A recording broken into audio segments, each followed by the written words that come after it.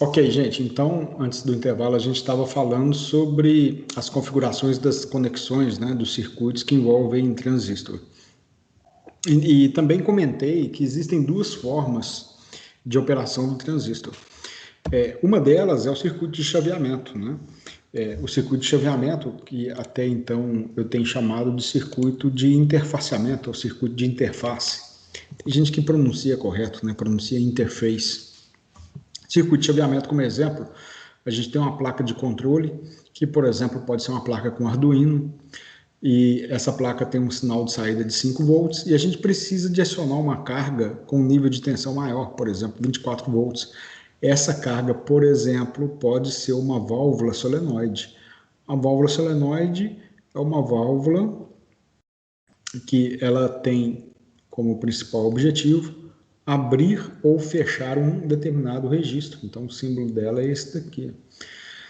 Exemplo de válvula solenoide, máquina de lavar roupa tem ali um registro, né, uma válvula solenoide. Na indústria é muito utilizado. Então, eu posso acionar uma válvula solenoide de um circuito hidráulico através de uma tensão de 5 volts, acionando uma carga de 24 volts. E o princípio básico é o seguinte, o transistor ele tem dois estados bem definidos, que é o estado ligado e o estado desligado, tá? O estado on e o estado off, ok? Esse é um exemplo. Existe um outro tipo de exemplo que é muito utilizado com circuitos transistorizados, obviamente na forma de circuito integrado, que é chamado de multivibrador. Né? O multivibrador, porque ele tem dois estados definidos. Aí tem o astável, monoestável, biestável. Por exemplo, um circuito vibrador, né, multivibrador estável ou biestável, né, seria o seguinte: com o transistor, eu vou fazer um circuito, um LED, por exemplo, piscar. Isso aí é um exemplo, né? Esses equipamentos que tem em porta de garagem, quando está saindo um automóvel, e a lâmpada fica piscando, invertendo duas lâmpadas, né? Verde e vermelho, por exemplo. Ou uma lâmpada ela fica ligando e desligando, piscando a lâmpada. O pisca-pisca de seta dos automóveis, por exemplo, né? Quando você liga a seta, aquilo dali é um circuito multivibrador astável, né? Ou seja, ele fica gerando um trem de pulsos. Tem um transistor que fica liga, desliga. Então, tem dois estados definidos, tá bom? Como exemplo de aplicação de um circuito de chaveamento com transistor. Existe também o circuito de amplificação, né? O modo de operação do transistor como amplificador, onde entre o ligado e o desligado ele tem valores de tensões diferentes. Então ele pode estar funcionando como um amplificador de sinais. Esse símbolo aí é um símbolo genérico de um circuito amplificador. E nós vamos falar um pouco dele mais para frente, aprofundar também, tá? Antes disso, a gente precisa de então, já que a gente falou em modos de operação, nós precisamos de entender as regiões de operação do componente. Essencialmente, existem três regiões de operação. A primeira delas que eu vou explicar para vocês é a região de corte. Como que funciona a região de corte? Por exemplo, suponhamos que esse transistor ele seja um transistor de silício. Então, a tensão entre base e emissor ela tem que ser superior a 0,7 volts para polarizar essa junção base-emissor e o componente funcionar. Se a gente aplicar aqui uma tensão inferior a 0,7 volts, por exemplo, essa tensão VBB é de 0,5 volts, o transistor não vai ser polarizado, né? Ele não entra em funcionamento, ou seja, ele fica na região que é chamada de região de corte. E nessa região ele se comporta como uma chave aberta, é como se fosse o diodo em bloqueio. Tá? É exatamente um diodo em bloqueio. Então, quando o transistor está em corte, os dois diodos dele, né, tanto a junção base-coletor quanto a base-emissora, elas ficam polarizadas reversamente, bloqueando a tensão elétrica. Ou seja, essa tensão VCC, ó, ela vai aparecer toda sobre o transistor, sobre a junção coletor-emissor. Então, ele comporta-se como uma chave aberta e a corrente emissora é próxima de zero. Obviamente que isso seria o transistor ideal. Né? O transistor real muda de figura, porque surge uma corrente reversa, né, de pequeno valor mais suja, ou seja, o IE não é zero, mas é muito próximo de zero. O VCC não é, a tensão VCE entre o coletor e emissor não é exatamente igual a VCC, fica um pouquinho menor. Mas em termos de aproximação, a gente aproxima dessa forma. Região de corte é quando o componente ele está completamente bloqueado, tá? E sobre a tensão coletor-emissor surge a tensão da fonte, e a corrente de emissor ela fica sendo próxima de zero, né? Ou igual a zero, em termos de arredondamento.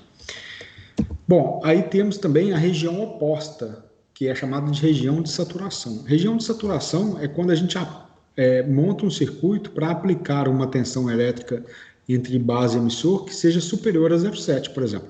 Nós estamos aplicando aqui 0,98 volts. Só uma estimativa, tá? É só assim, um chute mesmo.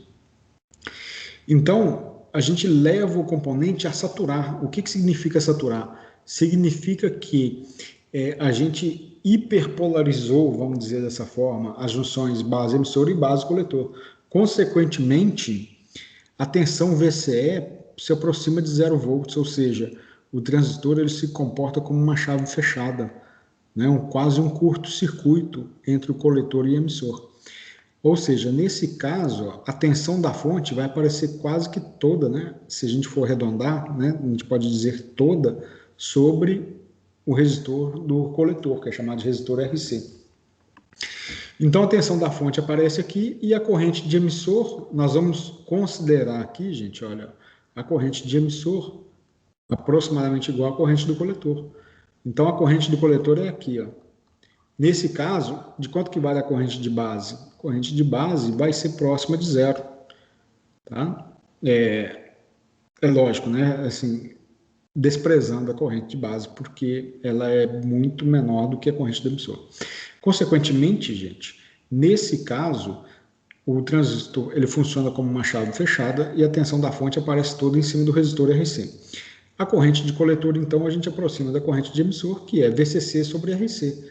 Observa que nessa malha do coletor, né, a gente chama de malha do coletor, que pega coletor, emissor e a fonte.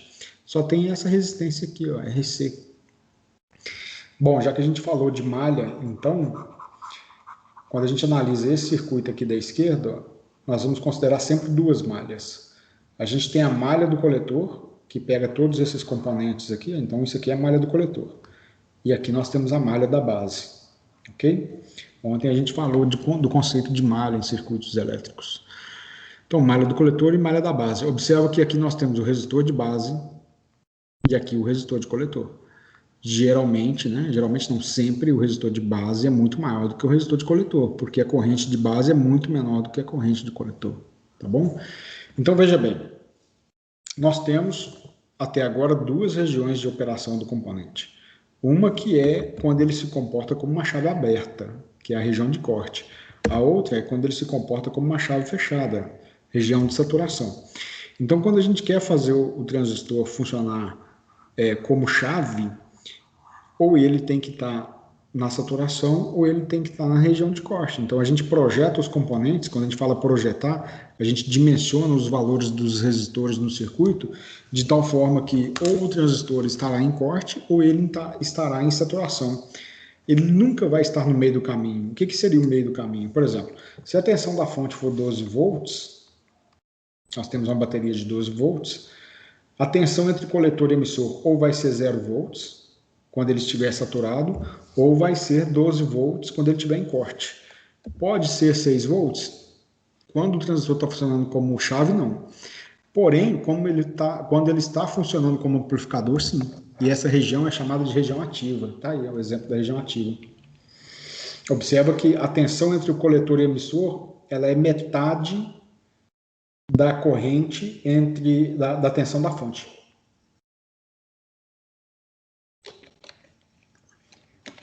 Tem um gráfico que nós vamos estudar que chama reta de carga. É uma reta, né, um gráfico que a gente faz o seguinte. No eixo vertical, a gente põe a corrente do coletor. Tá? E no eixo horizontal, a gente põe a tensão VCE do componente. Então, vamos considerar o seguinte. Ó, aqui corresponde a 12 volts. Deixa eu corrigir isso aqui. Então, esse ponto aqui, ó, 12 volts. Então, 12 volts, Quando que o VCE é igual a 12 volts? Quando o transistor ele está na região de corte, né? Ou seja, toda a tensão entre o coletor e o emissor, ela fica sendo igual à tensão da fonte.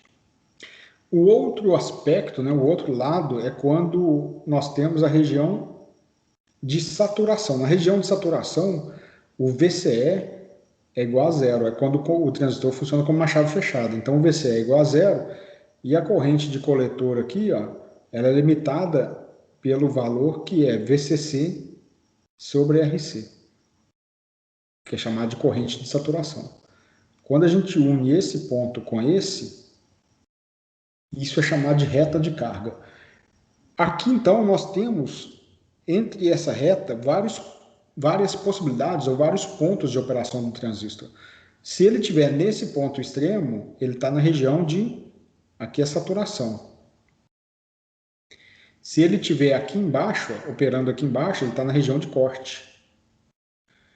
Qualquer ponto entre a saturação e corte é chamado de região ativa. Por exemplo, quando a gente vai projetar um amplificador, o ideal é que o transistor ele funcione no meio da reta de carga.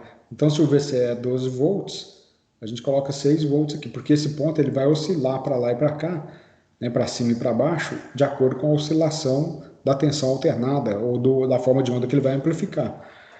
Então, essa região entre a região de saturação e a região de corte é chamada de região ativa, que é uma região de funcionamento do transistor, ok? Como exemplo que a gente está aqui nesse circuito, nós temos 6 volts em cima do transistor, ou seja, entre o coletor e o emissor, nós temos 6 volts. Vamos chamar aqui, ó, VCE é igual a 6 volts. Quando a gente isola a malha do coletor, nós temos isso daqui, ó. O resistor do coletor, o símbolo, vou deixar assim, o símbolo do transistor. Não estou preocupado com a base agora, tá? Com a malha da base. Aqui a tensão da fonte, 12 volts. Se aqui tem 6 volts, então sobra 6 volts para o resistor. Porque quando a gente somar a tensão do resistor e a tensão entre o coletor e o emissor, tem que dar a tensão da fonte, né? Então, nós temos aqui uma tensão elétrica de 6 volts daqui para cá. Se a gente pegar 6 volts dividido por 1 kΩ, vai nos dar uma corrente de 6 miliamperes, ok? A malha da base eu vou deixar para falar dela daqui a pouquinho. Então, gente, isso aqui é chamado de reta de carga. E a reta de carga tem uma aplicação que é o seguinte. É quando a gente analisa as curvas do transistor. Então, deixa eu trazer aqui já algumas curvas para vocês analisarem. Depois, eu vou até deixar isso no ponto e depois eu mando para vocês também. Essa curva, né, o fabricante ele fornece, é chamada de curva característica do transistor.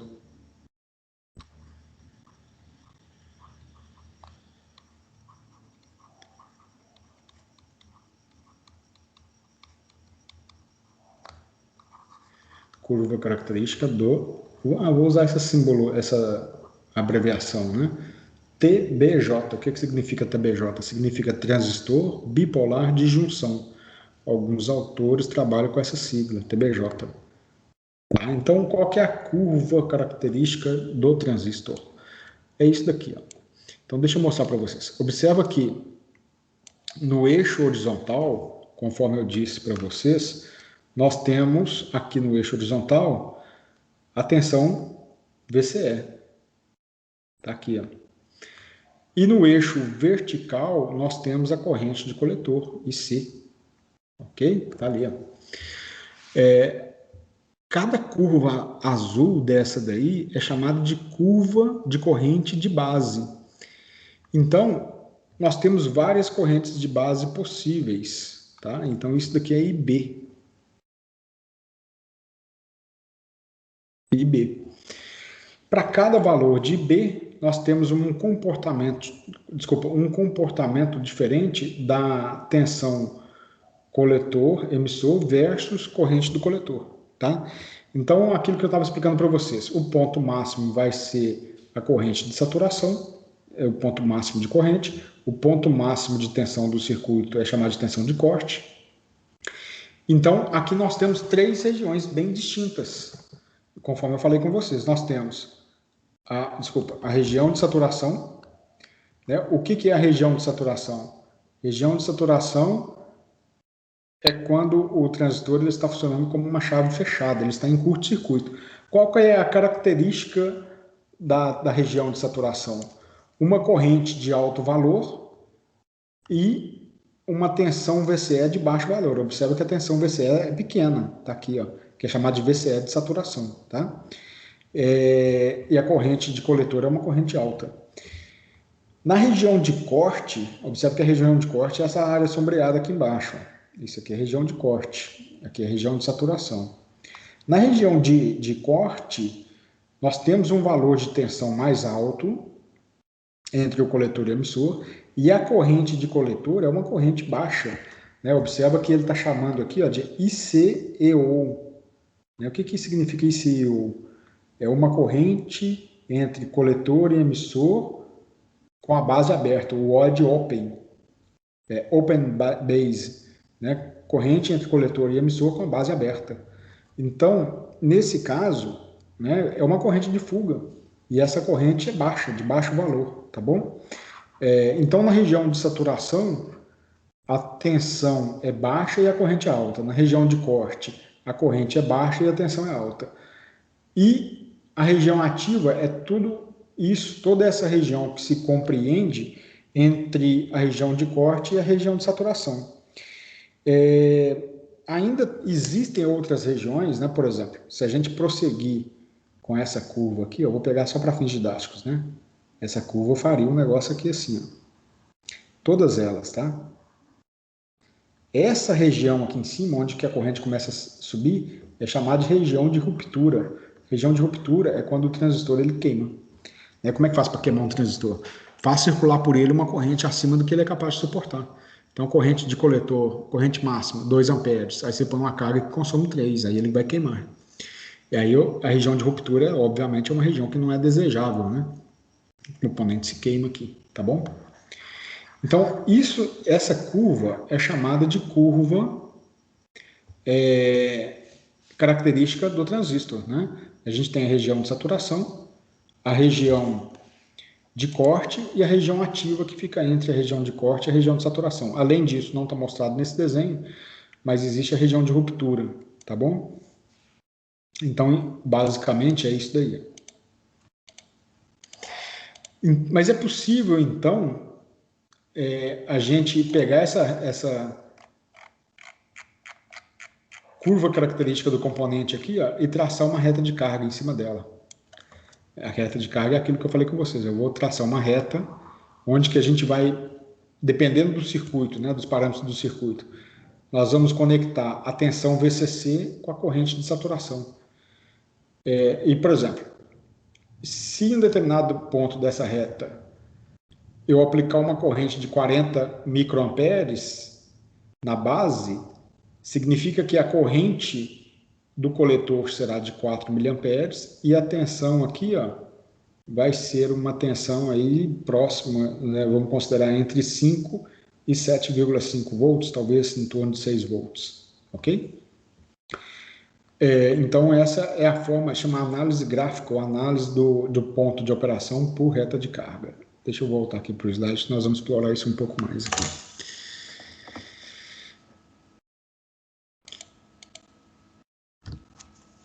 Então é isso aí, ó, né? A gente tem a região de saturação, sendo que a região de saturação, ela é determinada, né? Esse IC é chamado de IC de saturação, né? A gente vai escrever desse jeito assim, IC de saturação.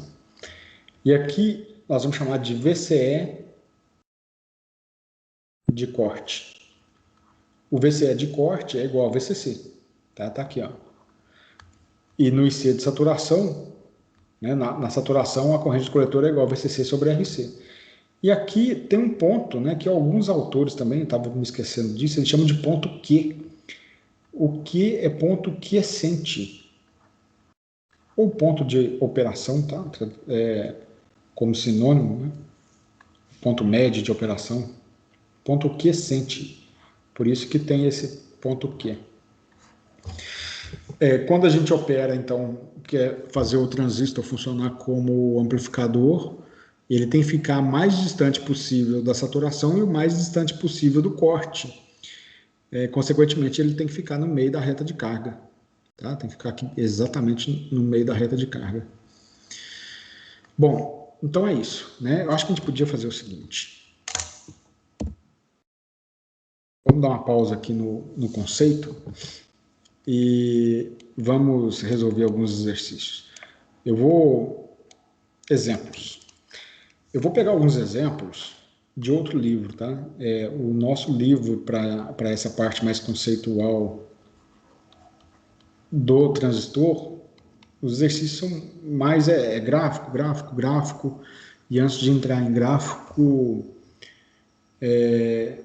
eu gostaria de fazer alguns exercícios mais conceituais. Aí eu vou usar o livro do Malvino, já até passei para vocês esse livro de referência também, do livro texto de referência, Malvino Eletrônica 1.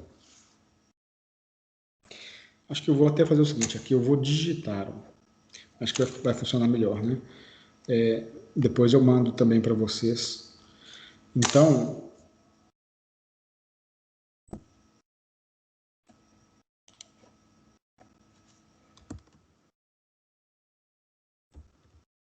exercícios, livro, eletrônica,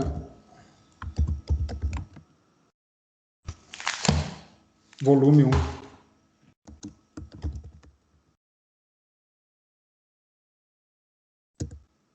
O autor é o Malvino. Eu já falei com vocês, é uma grande referência em termos de livro de eletrônica, é muito utilizado aí no mundo todo, né? E é um livro realmente para a gente guardar aí de cabeceira em termos de eletrônica, tá? Então, deixa eu pegar aqui alguns exercícios. Vou aproveitar essa caixa de texto aqui.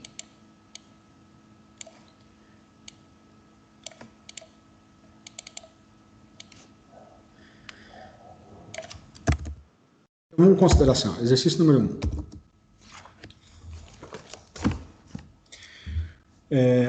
Se a corrente do emissor... Alguns exercícios... Vamos começar pelo básico, tá? Se a corrente do emissor for de 6 miliamperes e a corrente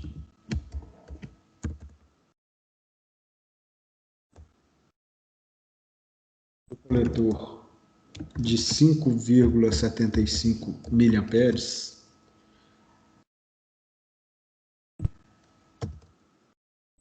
qual o valor da corrente de base?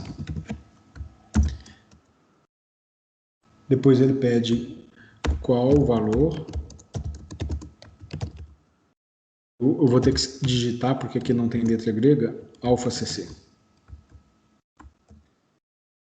Ok, isso aí. É mais para fazer um apanhado geral dos conceitos, mas vai ser bom.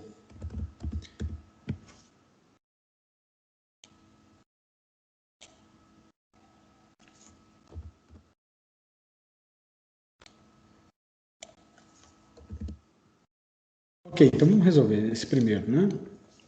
Então, como que a gente faria para resolver? É o seguinte, uma relação que eu falei agora há pouco para vocês, que existe, que a corrente do emissor é igual à corrente de base mais a corrente de coletor. Então, ele deu que a corrente do emissor foi fornecida, que é de 6 miliamperes. A corrente do coletor fornecida 5,75 miliamperes. Consequentemente, então, a corrente de base vai ser igual à corrente do emissor menos a corrente do coletor. 6 miliamperes menos 5,75 miliamperes. Ou seja, a corrente de base é de 0,25 miliamperes.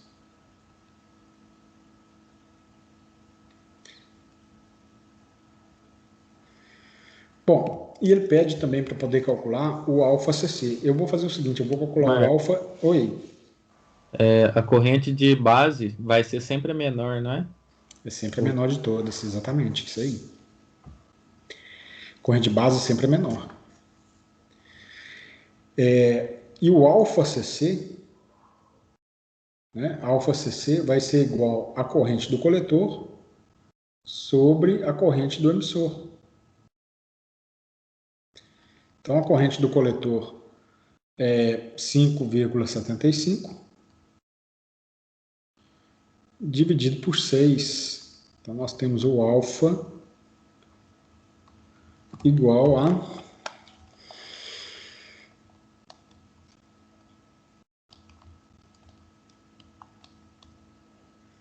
0,958, né? Arredondando aí.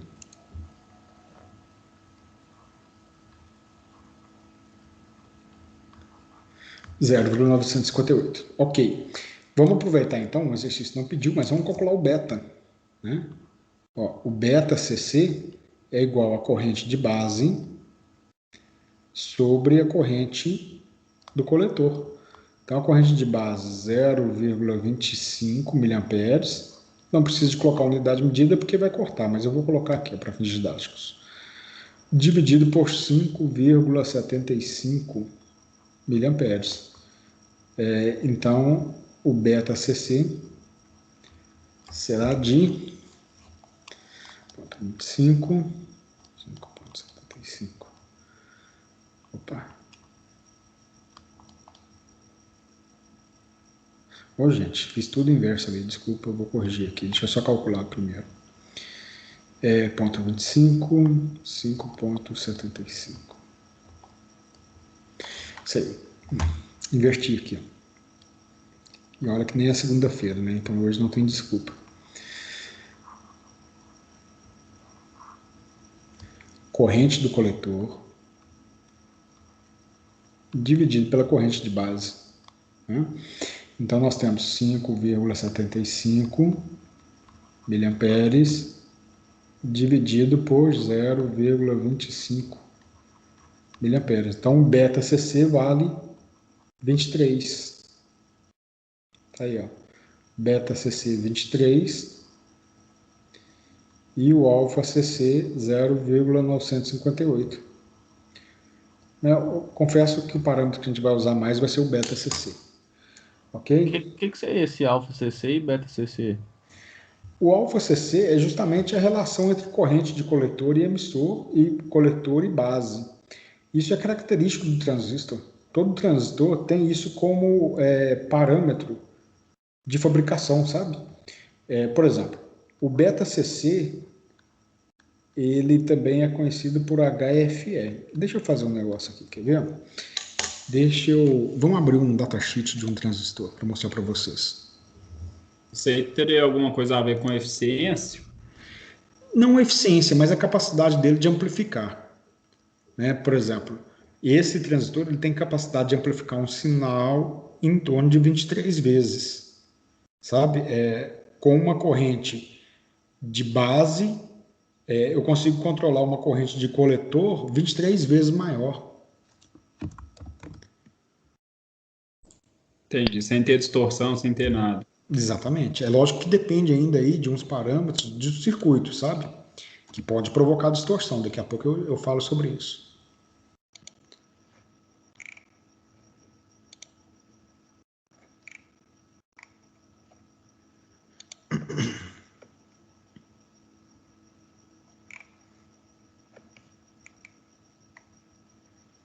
Estou abrindo um datasheet de um BC548.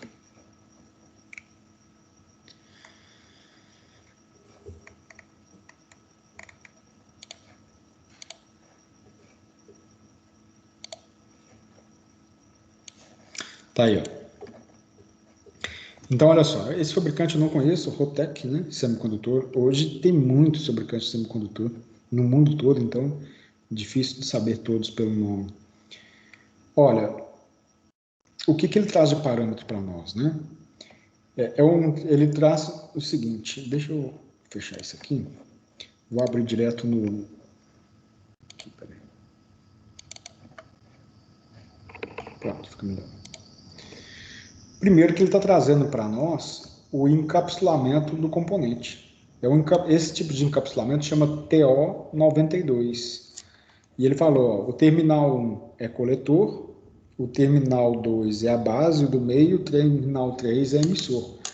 Não dá para acreditar que sempre o terminal do meio é a base, não, tá? Tem que sempre consultar o datasheet, porque eu já peguei vários transistores aí que o terminal do meio é, por exemplo, o coletor, e o da direita é a base. Então você tem que consultar o datasheet do componente.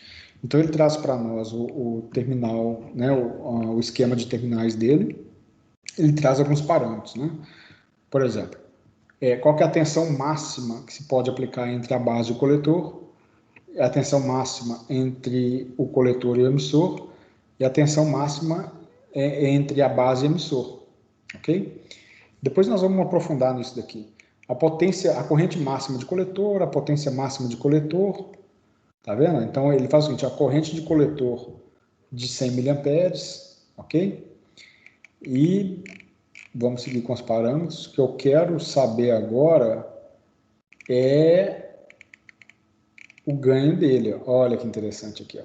Tá vendo? Ele trouxe aqui, ó, DC Current Gain, ou seja, ganho de corrente contínua, que é o nosso beta, que é o beta CC.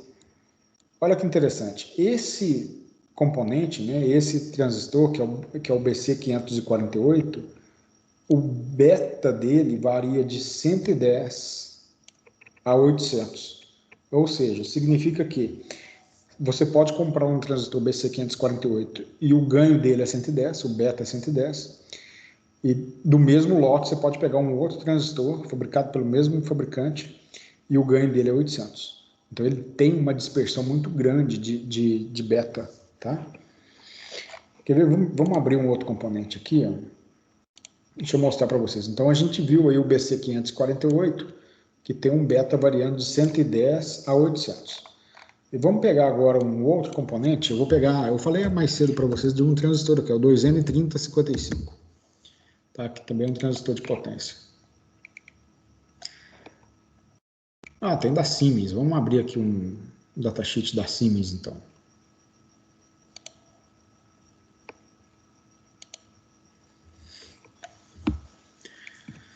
Você vê que é um datasheet mais completo. Por que ele é mais completo? Ele traz até as medidas entre os terminais, né? E ele traz alguns parâmetros importantes para nós. Por exemplo, por favor. Vamos ver se dá para dar um zoom.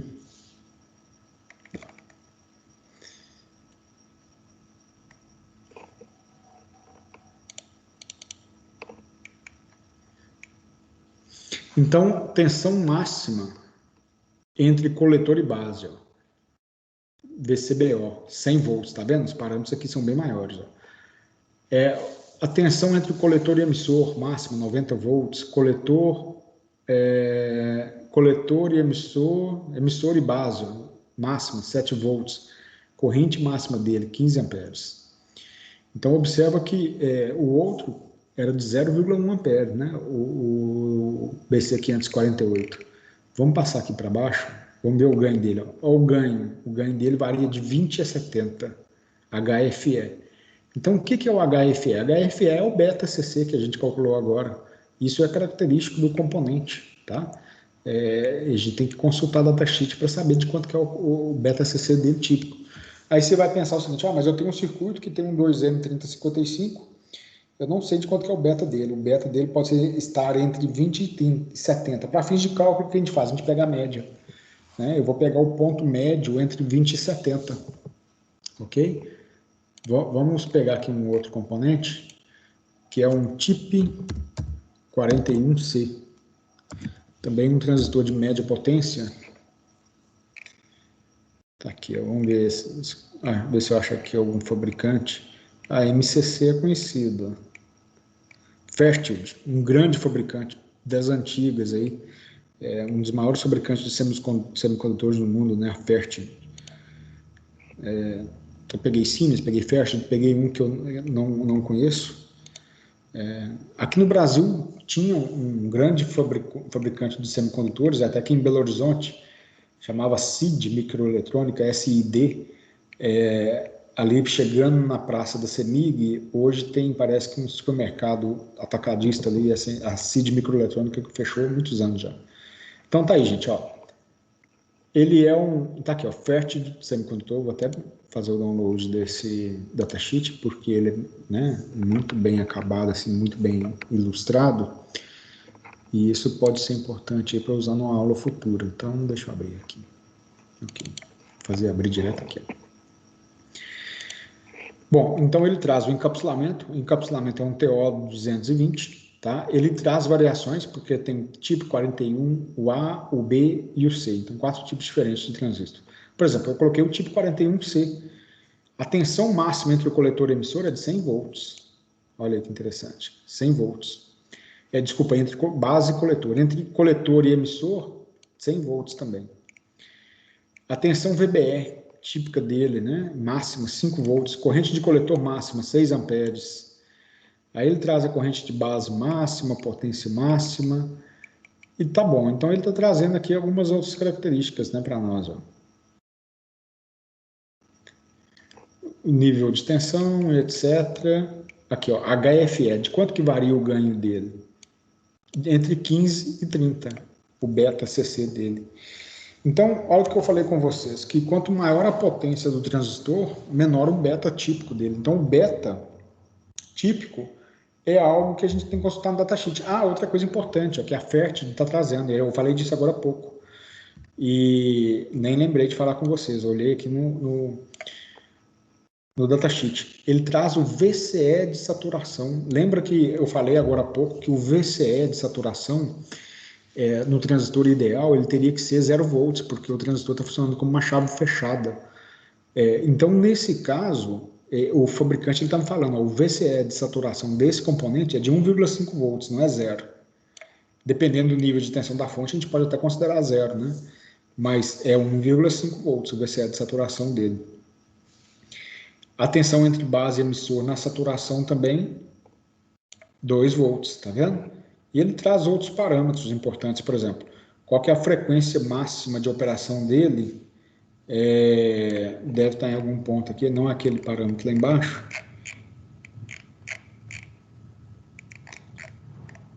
$3 MHz, é isso mesmo, 3 MHz. Que a gente precisa de considerar, principalmente na eletrônica de potência. E aqui ele traz alguns gráficos característicos, né? A variação do ganho de corrente em função da tensão aplicada a VCE, da corrente do coletor. Ele traz vários gráficos aí, sendo que um deles a gente já estudou agora há pouco, que é a curva característica dele. Ele traz também as dimensões mecânicas do componente, tá aí, as dimensões mecânicas, e outros parâmetros mais, ok? Bom, então, nesse exercício que a gente fez agora, a gente estava calculando realmente o beta CC, tá certo?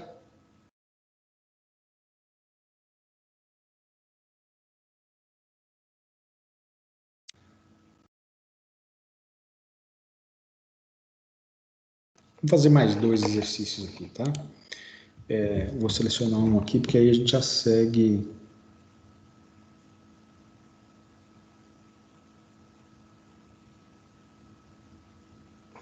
Talvez tenha mais um interessante aqui também. Vamos fazer esse primeiro.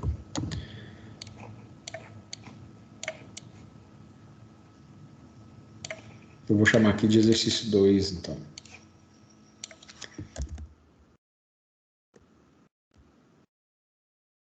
Ele fala o seguinte, ó, 2N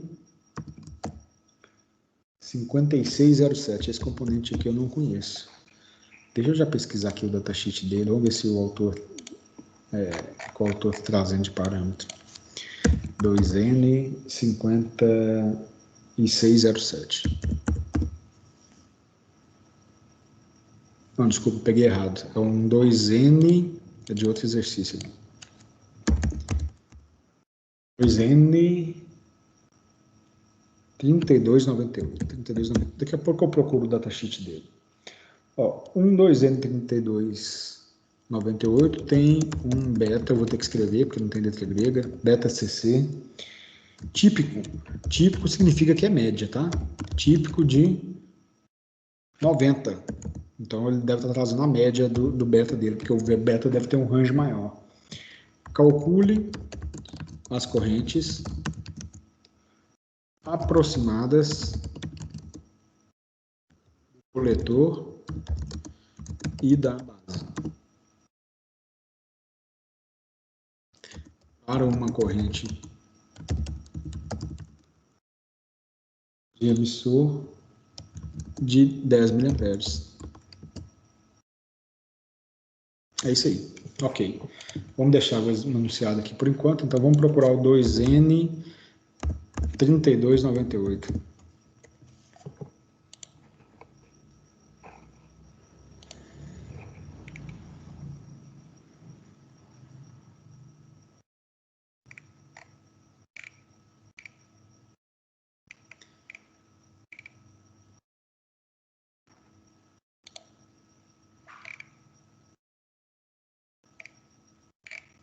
Não achou. Talvez seja um componente aí que já foi descontinuado, né? Não é como é descontinuado, é isso. Foi interrompido a produção do componente. Isso acontece, né? Muitos componentes saem de linha e esse 2N3298 não está sendo fabricado mais. Aí numa situação onde que a gente precisa de, por exemplo, você tem um equipamento eletrônico e tinha um determinado transistor e você não acha mais para fabricar. O que a gente precisa fazer? Você precisa de achar um equivalente. Né? A gente precisa saber de quanto que é os parâmetros do componente e a gente vai pesquisar um determinado transistor que tem os parâmetros parecidos, tá vendo? Então, quando eu mandei pesquisar, ele já mandou aqui, ó, não achou datasheet. Se eu vier no Google, eu vou colocar aqui, ó, 2N, vamos ver se a gente acha 2N3298 datasheet.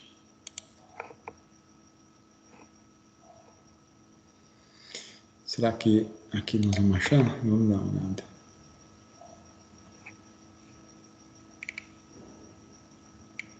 Ele é fabricado pela Motorola. Então, a Motorola é muito conhecida por fabricar componentes eletrônicos para telecomunicações. Tá? Então, 2N3298 achou aqui o datasheet dele, mas talvez a gente vá ter dificuldade, né? A gente teria dificuldade para poder comprar. E realmente, ó, esse case 22, que é um case metálico, ele é utilizado em telecomunicações para você aterrar a carcaça do transistor para evitar a radiofrequência, tá bom? Evitar a radiofrequência aqui. Bom, então, que seja, o enunciado ele fala, então, descontinuado, eu estava com essa palavra na cabeça, se não saísse não ia dormir. Foi descontinuado, muito bem, vou falar mais uma vez, descontinuado, isso aí. Gente, então, olha só, o 2N3298, tudo indica que é um componente utilizado para telecomunicações, aqui mostra, fica bem claro, né, todo um circuito aqui de radiofrequência, né, com bobina de choque, alta frequência, etc., né, e mostra um exemplo de aplicação dele. Deve ser um transistor para operar em frequências mais elevadas também, tá? É muito comum isso na telecomunicação. Bom, deixa eu mostrar para vocês aqui, tem só o desenho, né? TO18. Então, se eu jogar aqui, ó, TO18, aí, ó, imagens. Tá vendo? Aqui mostra até o encapsulamento. É um encapsulamento metálico, por fora ele é utilizado para colocar dissipador de calor ou fazer aterramento mesmo, né? Para evitar radiofrequência. Essa aqui é uma foto interessante, tá vendo? Mostra o encapsulamento e o transistor é só esse quadradinho aqui, ó. Isso aqui é o transistor. O restante é o encapsulamento dele, que é bem maior, né?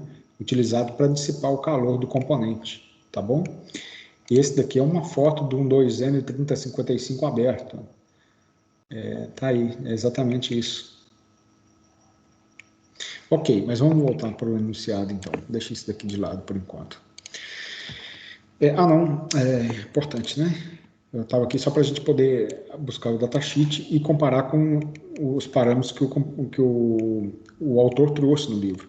Ele falou que ele tem um beta típico de 90. Vamos procurar aqui o HFE dele, então, e vamos ver quanto que varia. Ó, 150 MHz. Ele está falando o seguinte, que é um transistor anular de silício para osciladores, aplicadores com osciladores de potência para 150 MHz. Então, uma frequência muito alta aí para transistor e consegue dissipar muita potência, né? Quando o transistor ele funciona em frequências elevadas, ele dissipa muito calor. Tá? Então, ele tem 1 watt de potência, que para eletrônica é uma potência alta. HFE dele, olha que interessante, né? O autor é danadinho, né? Olha aqui, ó. Parâmetro mínimo, parâmetro típico é a média, e o parâmetro máximo. Ele falou que o HFE dele, típico, é de 90. Tá vendo? 90 aqui, ó. Então, foi exatamente o que eu autor. Vou fazer o download desse também. Colecionar datasheet aqui. Pronto. Então, ele falou tipo de 90. Então, eu só estava conferindo para ver se o autor não estava falando uma mentirinha aí, mas ele estava falando verdadinho. Então, tá aí. Para uma corrente de emissor de 10 mA. Vamos resolver o exercício, então. Exercício até simples para resolver. Observa que ele deu, então, o beta. Tá? Então, beta CC vale 90. E a corrente de emissor, IE, vale 10 mA. Bom, eu vou resolver de duas formas. É bom que a gente faça um exercício, sabe? De duas formas, por quê? Uma das maneiras seria desprezar a corrente de base, mas eu não vou fazer isso agora. As relações que nós temos é o seguinte. Beta CC é igual a corrente do coletor dividido pela corrente de base. O alfa CC é igual a corrente do coletor dividido pela corrente do emissor. Então, observa que nós temos a corrente do emissor e o beta. O beta, ele não usa a corrente do emissor. E o alfa CC não tem a corrente do coletor nem de base. Desculpa, não tem a corrente de base.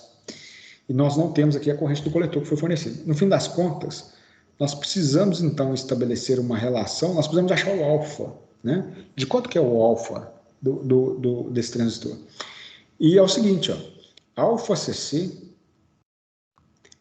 é igual ao valor do beta CC dividido pelo beta mais 1. Então, primeiro nós vamos calcular o alfa através do beta e depois nós vamos achar a corrente do coletor. Então, o valor do alfa será igual ao beta, 90, dividido por 90 mais 1.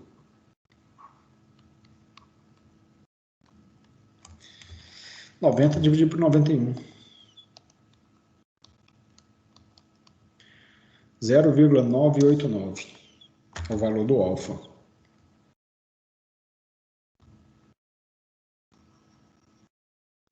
Ok. Bom, uma vez que nós temos o alfa, a gente consegue agora calcular a corrente de coletor, né? Porque a corrente de coletor é igual a alfa CC vezes a corrente do emissor, seguindo a formulazinha que está aqui em cima, ok? Então, 0,989 vezes a corrente do emissor, que é de 10 mA. Ou seja, a corrente de coletor vale 9,89 mA. Esse é um parâmetro importante. Vou até circular aqui. Ó. Essa é a corrente de coletor desse transistor nessa situação. Agora nós precisamos calcular a corrente de base. Nós temos duas possibilidades para calcular a corrente de base. Uma vez que a gente tem a corrente do coletor e o beta, a gente pode aplicar a fórmula do beta e achar a corrente de base. Ou então, nós podemos também subtrair da corrente do emissor, né? Porque a corrente de base é igual à corrente do emissor menos a corrente do coletor. Ou seja, 10 mA menos 9,89. Então, a corrente de base será de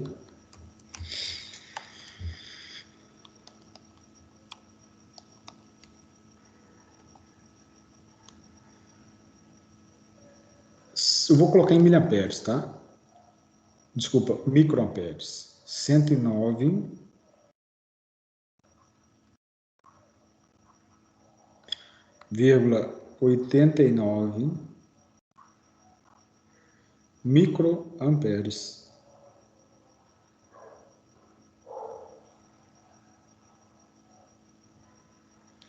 Tá aí, ó. Achamos a corrente de coletor e a corrente base, se não me engano, o enunciado pediu para achar somente a corrente de base, né? Depende as correntes de coletor de base. Detalhe importante, né? Eu não segui o enunciado ao pé da risca, porque ele tem uma palavra muito importante. Calcule as correntes aproximadas do coletor e da base. Eu coloquei números mais cheios, tá? E calculei aí os valores das duas correntes, né? De base e de coletor. Se a gente fosse colocar aqui em miliamperes, seria 0,101, né? 0,109, né? 1,11, ou arredondando. Enfim, calculamos aí um pouco mais exato do que o enunciado pediu, tá certo? Bom, deixa eu ver se tem mais algum exercício aqui interessante da gente fazer.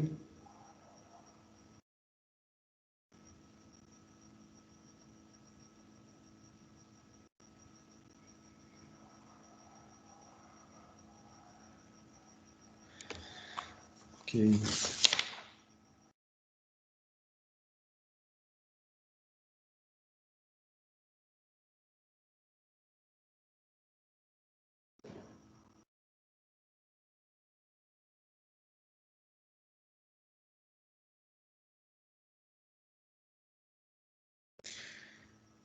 Tá bom. Eu acho que a gente já pode avançar um pouco mais com o conteúdo. Só para confirmar, nessa questão você considerou ou desconsiderou o VBE de 0,7? Aqui nem precisei de usar o VBE, sabe, Ana? Nesse cálculo aqui a gente não precisaria de levar em consideração esses valores, sabe, do VBE. Mas daqui a pouquinho nós vamos precisar de aplicar. Deixa eu só dar uma passada aqui no vídeo. Entendeu, Ana? Beleza? Beleza. Deixa eu só ver se tem mais algum exercício, algum exemplo aqui do Malvino. Não, é isso aí. Ok. Então, nós estamos aí em vias de já passar do capítulo 3 para o capítulo 4.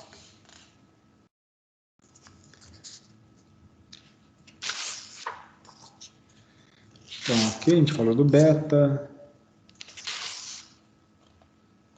Limites de operação, a gente falou também.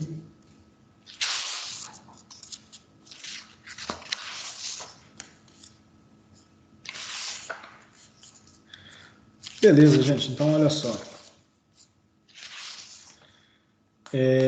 A gente fechou o capítulo 3 do livro, tá bom? Depois vocês pegam para dar uma estudada. O capítulo 3 é muito mais conceitual. Tem algumas questões que eu ainda não abordei, mas eu vou abordar mais para frente, como, por exemplo, folha de dados do componente. Eu quero avançar um pouco mais, nós vamos entrar no capítulo 4, para a gente poder, depois, em seguida, a gente volta a falar sobre folha de dados. Muito bem. Então, olha aí, gente. O que a gente viu até agora o funcionamento geral do transistor, né? Mas só que o transistor a gente precisa de aplicar em determinado circuito para ou o transistor funcionar como chave, né, ligando e desligando alguma carga, ou ele funcionar como um circuito amplificador. E para isso a gente precisa de polarizar corretamente o componente, tá? Então deixa eu só colocar um slide aqui na posição. Eu vou falar um pouco do conceito e depois a gente vem entrando um pouco de cálculo, porque essa parte ela envolve mais cálculo. Então existem formas diferentes de polarizar o componente. E o que significa polarizar o componente? significa aplicar o componente a uma fonte de tensão contínua. Até então, a gente tem falado, né, eu fiz alguns desenhos para vocês, a gente mostrou aqui, usando duas fontes, mas isso não é sempre viável. Na maioria dos casos, a gente tem uma única fonte para poder polarizar o transistor. Como exemplo, eu posso ter um circuito usando uma bateria de automóvel, por exemplo, um circuito automotivo, e a partir dos 12 volts da fonte, a gente tem que polarizar o transistor. Não tem duas fontes para poder fazer a polarização. Então, a gente precisa de montar o circuito em algumas configurações possíveis para que o transistor funcione corretamente. Como que a gente vai polarizar esse componente? Lembra que nós sempre temos que polarizar a junção base-emissor, tem que ser polarizada diretamente, né? É um transistor NPN, a base é o do meio. Essa junção aqui é um diodo, junção base-emissor é um diodo. Então, a gente aplica positivo na base e negativo aqui no emissor, polarizei diretamente. A junção base-coletor, deixa eu colocar assim, aqui nós temos o coletor, aqui é o emissor, e aqui é a base. A junção base-emissor a gente já polarizou diretamente. Agora a gente precisa polarizar a junção base-coletor inversamente. Ou seja, a gente precisa de aplicar aqui um potencial negativo. Um potencial positivo. Mas olha o problema, nós já temos o positivo na base. Como que a gente vai fazer para polarizar um diodo reversamente somente com potencial positivo?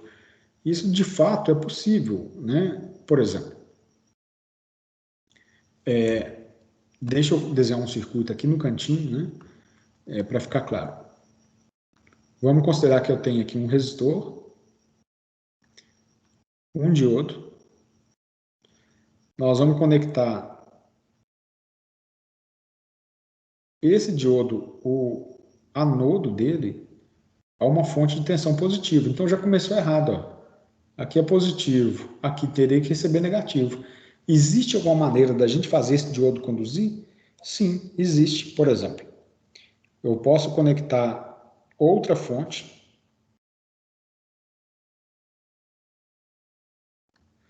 Essa fonte aqui é de 30 volts e essa fonte aqui é de 15 volts. Esse diodo vai conduzir? Vai, porque aqui tem um potencial positivo. Só que o potencial aqui no anodo dele é muito mais positivo do que no catodo. Entendeu? Então, é uma questão de referência. Esse ponto aqui é mais positivo do que o de cá. Consequentemente, esse daqui é mais negativo do que o de cá. Então, é esse conceito que a gente aplica aqui nessa polarização do transistor. Porque nós temos um potencial positivo na base. O coletor que deveria receber negativo, ao invés dele receber negativo, ele vai receber positivo. Só que ele vai receber um positivo mais forte do que o positivo da base. Consequentemente, a gente polariza essa junção aqui, olha, reversamente, tá? Polarizamos essa junção reversamente. Bom, então veja bem. Se a gente polariza a junção base-coletor reversamente e a junção base-emissor diretamente, o transistor está polarizado e ele vai funcionar corretamente. A gente só precisa de saber em qual região de operação que ele está funcionando. Tipo, ele está em corte, ele está em saturação ou ele está na região ativa, tá? Inclusive, gente, uma das formas da gente identificar defeito, né, em circuitos com transistorizados é o seguinte, medir a tensão VCE. Num circuito amplificador, o VCE não pode ser nem igual a zero, nem igual a VCC. Se medir o VCE deu igual a zero, significa que o transistor tem curto, por exemplo, tá? O que é muito comum, de fato. Então, a gente tem que encontrar um valor de VCE próximo à metade da tensão VCC, ok? Bom, esse tipo de polarização é chamado de polarização fixa. Por que ele é chamado de polarização fixa? Observa que a corrente de base aqui é fixa. Tá? Eu vou substituir este circuito aqui de base, ó, vou redesenhar o circuito dessa forma. Aqui é VCC, ó, terminal. É como se o VCC tivesse aqui, ó, que é a fonte, tá? VCC. Depois ele vem no resistor RB. Essa simbologia de resistor aqui de retângulo é a simbologia correta, né? Já falei com vocês. É essa simbologia que a gente precisava de desenhar, de acordo com a norma BNT. Aqui é o terminal negativo e aqui nós temos um diodo. Por que nós temos um diodo de 0,7 volts? Porque a junção base-emissor está polarizada diretamente e quando ela é polarizada diretamente ela funciona exatamente igual a um diodo e a queda de tensão em cima dessa junção base-emissor vai ser sempre igual a 0,7 volts. Consequentemente, como é que a gente faria para calcular a corrente de base aqui? Ó? A corrente de base ela é igual a VCC menos a queda de tensão VBE dividido pelo valor de RB. Ou seja, eu vou desconsiderar, né, abater o valor de VBE do circuito e, consequentemente, a gente calcula a corrente de base desse jeito. E por que, então, que ele é chamado de polarização de base, né, chamado de polarização fixa? Observa que no cálculo da corrente de base não entra o beta do transistor, não tem beta aqui. Então, se a gente pegar um BC548, né, que eu falei que o beta dele, que eu mostrei no datasheet, vai variar de 100 até 800, se a gente colocar um transistor com beta de 100, a corrente de base vai dar um determinado valor. Se a gente colocar um transistor com beta de 800, a corrente de base continua sendo o mesmo valor. Então, observa que neste circuito, a corrente de base é sempre constante, não depende do beta, ok? Para calcular a corrente de coletor é VCC, vamos fazer o seguinte, vamos fazer um exemplo, pronto. Porque agora, gente, é só lei de Ohm e lei de Kirchhoff que nós vamos aplicar, tá? Então, vamos entender melhor essa polarização, para a gente até fechar a aula de hoje, resolvendo um exemplo. Então, polarização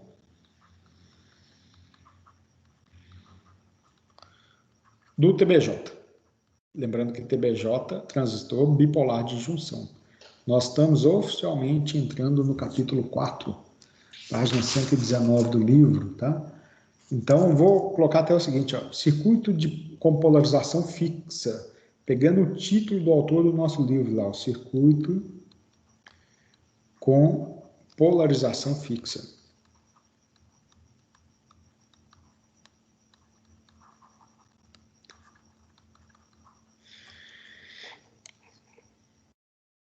Então, o circuito com polarização fixa seria isso daqui, ó. Nós temos o resistor de base, está conectado, obviamente, na base do transistor. Deixa eu puxar mais para cá.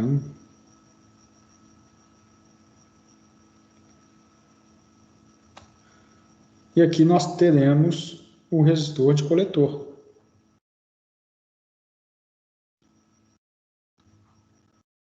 RC, aqui é RB. Tá? E aqui nós temos a fonte de tensão contínua do circuito, conectada de cabo.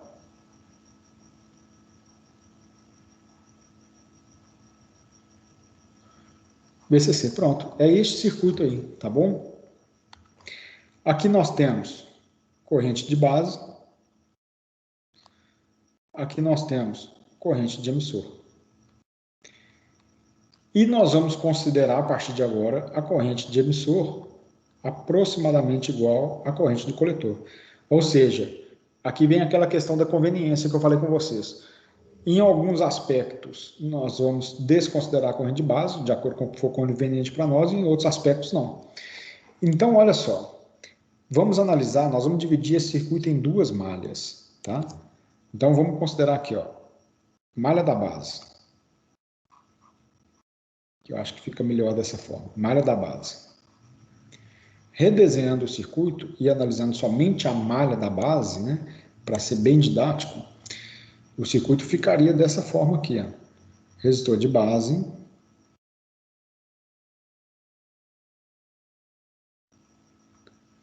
está aqui conectado à base do transistor. Não vou desenhar o resistor do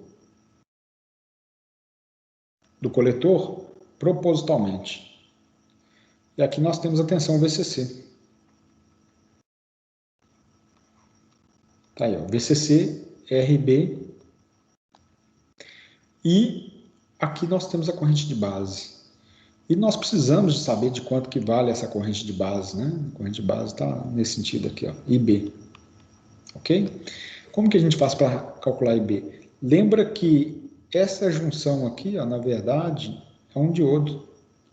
E aqui nós temos um VBE. Né, a tensão em cima dessa junção. O VBE, nós vamos sempre considerar o VBE para o transistor de silício 0,7 volts. Então, na verdade, a gente pode pegar este circuito aqui e substituir por um circuito desse jeito aqui, ó, fazendo uma analogia, ok? Diodo e a fonte. Aqui nós temos a tensão em cima do diodo, que a gente está chamando de VBE, que vale 0,7 volts para o diodo de silício. Aqui é o resistor de base. E aqui é a corrente de base. Então pronto, como é que faz para calcular, analisando essa malha aqui? Olha, como é que a gente calcularia a corrente de base?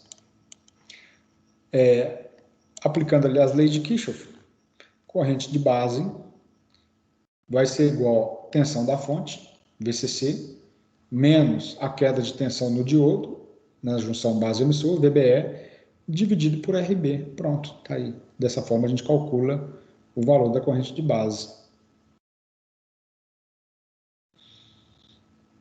Ok? Bom, e agora, se a gente isolar somente a malha do circuito coletor, vamos colocar ali, ó, malha do coletor.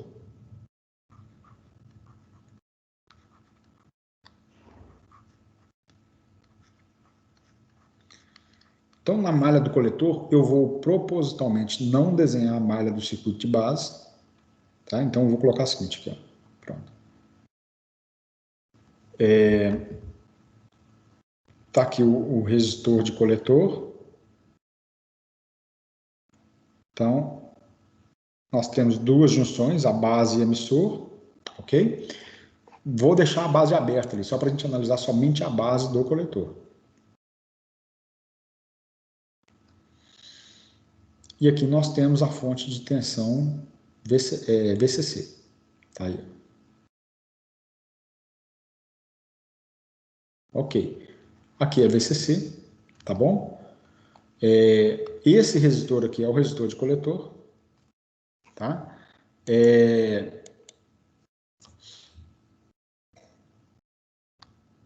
Aqui nós temos a corrente, que é a corrente de coletor.